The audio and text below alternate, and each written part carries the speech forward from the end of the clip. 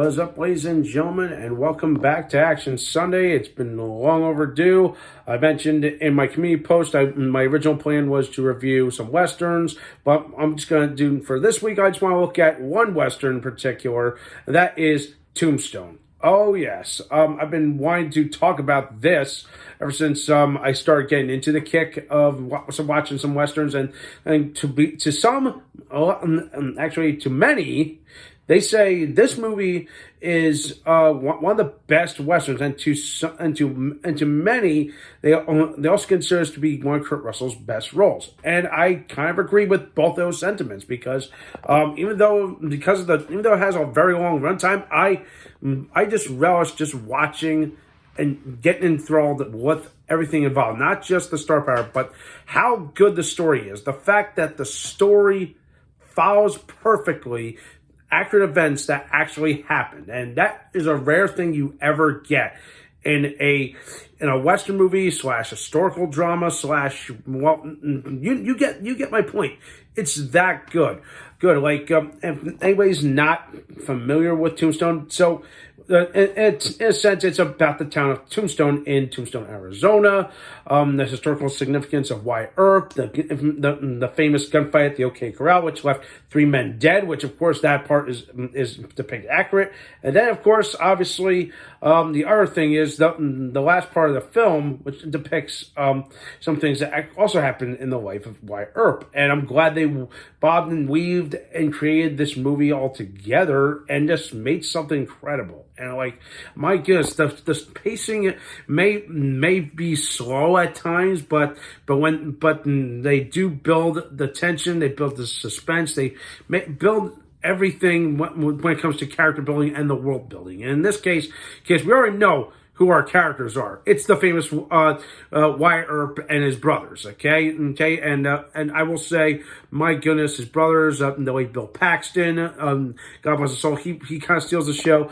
Sam Elliott as Virgil Earp, his older brother, also does a great job in this. And again, but Kurt Russell just completely just owns his shit in this movie, just bringing this famous gunslinger to life. And not to mention, he also has one of the best mustaches in cinema history. Puts mine to shame. Well, not that I have a mustache, it's a beard, but you get my point.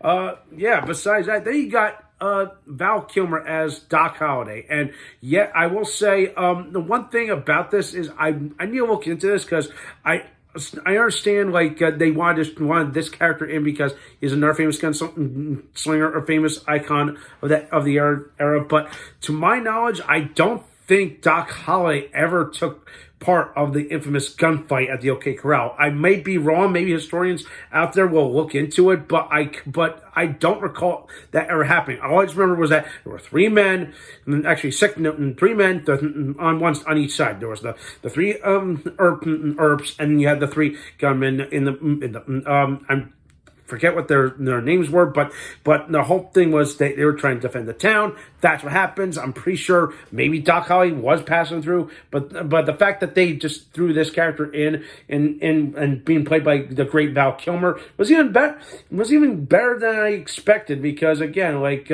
everyone looks at this and just say, okay, these two are always bring the charm, but to me, I feel like Val Kilmer's kind of character, Doc Holliday's kind of just there. But again, he is good friends with Wyatt Earp. I understand where they were going with that.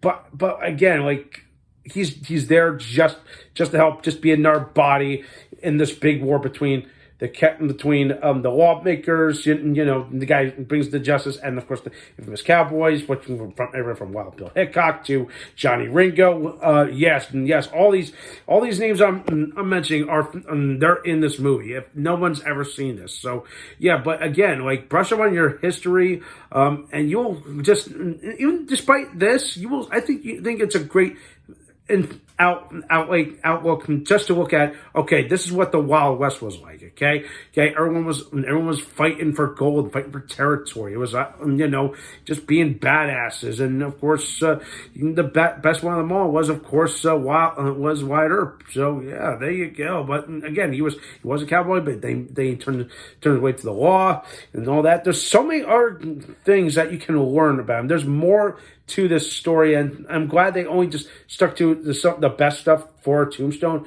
But if you're looking for something more, you want to explore more, do that on your own time. That's your own homework for you guys. But overall, this movie is just fantastic. Despite the long run time, I feel like if you just take your time, you'll get into it. You'll fall in love with everything. The setting is perfect.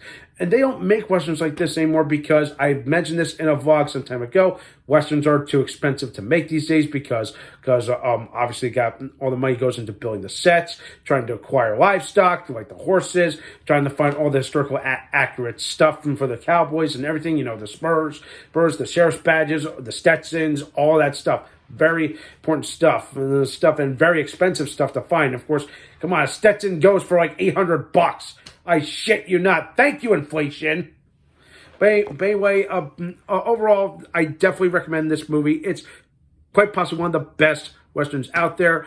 But of course, I will get this one day. I want to compare this to The Good and the Bad and the Ugly and see, okay, which one of these two is the better Westerns. But that's a story for another day. But overall, Tombstone is a fine movie. If you love Kurt Russell, he just takes the role of Wire and just runs with it perfectly. He totally embodied it. Val Kilmer also does a good job. And there's like a holy shit who's who of, I did not expect to see these faces in this movie. Like, there's Billy Bob Thornton. My goodness. Michael Rooker. Yeah, Yondu's in this movie, dude. Any Guardians of the Galaxy fans? He's in this. So give this movie a watch. You will not be disappointed. It is definitely one of the best movies and one of the best Westerns ever made. And with that, I'm going to give Tombstone a 9 out of 10. It's almost damn near perfect. The only thing I knock on it is some of the Wild West cliches I've seen in our movies past, besides this, but you get my point. It's really good. Give it a watch. That does for this week. Don't forget to subscribe to my channel, and I'll see you all very soon.